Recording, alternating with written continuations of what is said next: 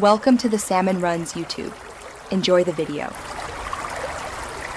In this video, I will explain how to replace the cabin air filter in your GMC Acadia. This is a straightforward maintenance task that you can easily do yourself, saving both time and money. You'll primarily need a new cabin air filter, and for some models, a T20 Torx driver might be helpful. Regularly changing this filter is crucial for maintaining good air quality inside your vehicle and ensuring your heating and air conditioning system operates efficiently.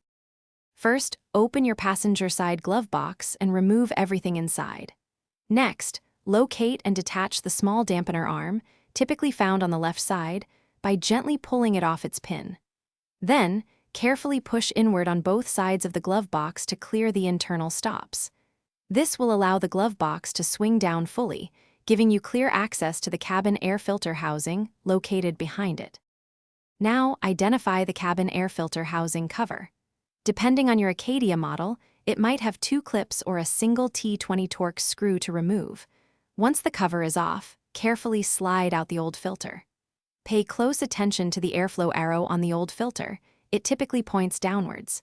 Install your new filter, ensuring its airflow arrow also points downwards, matching the direction of the old one.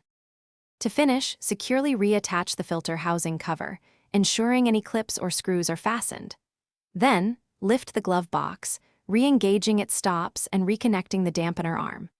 Close the glove box, confirming it latches properly. Replacing your cabin air filter every 12,000 to 15,000 miles, or about once a year, significantly improves your vehicle's interior air quality and maintains efficient heating and cooling performance. Thanks for watching. Consider subscribing if we helped you.